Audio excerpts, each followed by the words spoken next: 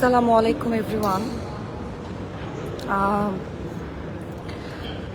আসলে আজকের যে বিষয়টা আমি বলার জন্য লাইভে এসেছি, আমার কাছে মনে হয়েছে যে এই বিষয় নিয়ে আমাদের সবার কথা বলা উচিত। এবং একজন জাতি হিসেবে আমি খুবই লজ্জিত, কারণ আমি নিজেও একটা মেয়ে এবং আমার ছোট একটা বোন আছে যার বয়স 7 বছর।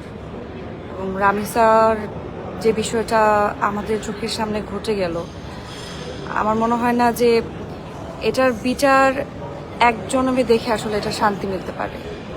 কারণ যেই বিষয়টা আমাদের চোখের সামনে ঘটেছে এবং আমরা দেখেছি, সেইটার শাস্তি আমার মনে হয় যে সর্বোচ্চ শাস্তি দেওয়া উচিত এবং খুবই জলদি। মানে এটার জন্য আমি ফাঁসি চাই অফকোর্স।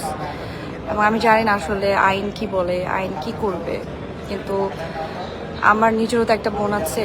আমার বোনও স্কুলে যায়। আমার বোনটাও যখন ইউনিফর্ম পরে বাসা থেকে আমার মাকে বিদায় দেয়, আমাকে বিদায় দেয়, আমরা অপেক্ষা করে থাকি যে আমার বোনটা কখন বাসায় ফিরবে।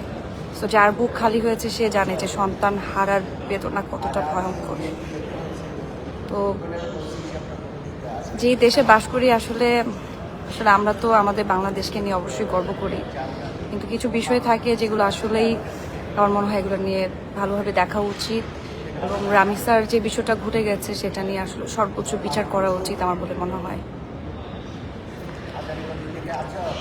তো অনেকে জয়েন করছে, আমার মনে হয় যে সবাই এটা নিয়ে সোচ্চার হন। এবং আসলে এটাতে আমার বলার কিছু নাই, আমি 2টা দিন ধরে দেখলাম এই বিষয়টা নিয়ে।